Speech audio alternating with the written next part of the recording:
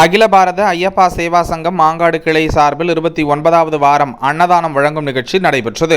அகில இந்திய தலைவர் ஐயப்பன் அவர்களின் வேண்டுகோளுக்கிணங்க வாரந்தோறும் வெள்ளிக்கிழமை அன்று அன்னதானம் வழங்குவது என முடிவு செய்து கடந்த 3/5/2024 அன்று அன்னதானம் வழங்கும் நிகழ்ச்சி தொடங்கப்பட்டது. இந்நிலையில் செந்தில் குருசாமி குழுவினர்கள் ஏற்பாட்டில் மாங்காடு கிளை தலைவர் எஸ். ரவீந்திரநாதன் தலைமையில் வெள்ளிக்கிழமை அன்று மாங்காடு பிரதான சாலையில் மதியம் 200க்கும் மேற்பட்டவருக்கு அன்னதானம் வழங்கப்பட்டது.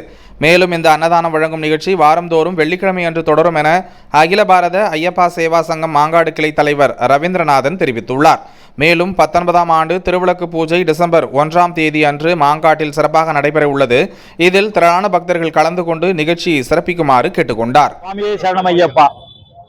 மாங்காடு அகில பாரத ஐயப்ப சேவா சங்கத்தினுடைய மாங்காடு கிளை தலைவர் நான் எஸ். ரவீந்திரநாதன். இந்த அன்னதானமானது 3/5/2024 அன்று தொடங்கப்பட்டு இன்றைய தினம் 29வது வாரமாக நம்முடைய செந்தில் சாமி குழுவினர்கள் இந்த அன்னதானத்தை கொடுத்துருக்குறாங்க.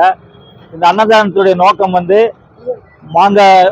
அகில இந்திய தலைவர் ஐயப்பன் அவர்களுடைய வேண்டுகோளுக்கு இணங்க இந்த அன்னதானம் ஞாயிற்றுக்கிழமை KK நகரில் நடைபெறுது.